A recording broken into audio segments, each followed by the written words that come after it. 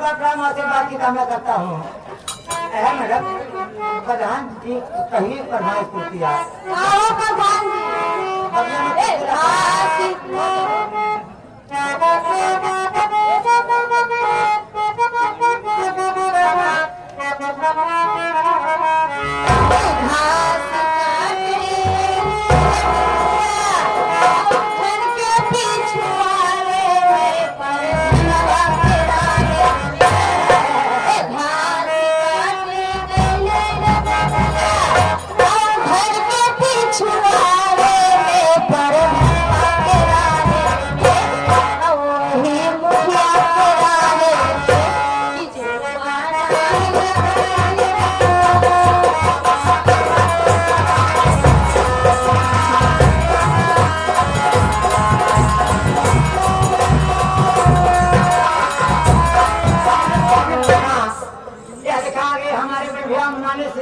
प्रधान कपिल यादव जी घर मालिक साहब इनकी तरफ से 21 रुपये का पुरस्कार भैया मुबारक आशीर्वाद की कामना करता हूँ।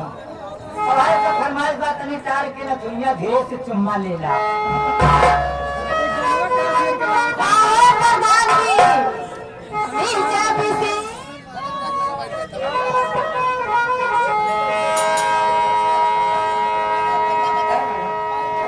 प्रधान जी फरमाइश रहेगा बगिया में बोलेला काली टोलिया बनवा में नाचे मोर। भैया ऐसे ना बहुत भैया तो हम दूसरे करवा दे बाबू नहीं से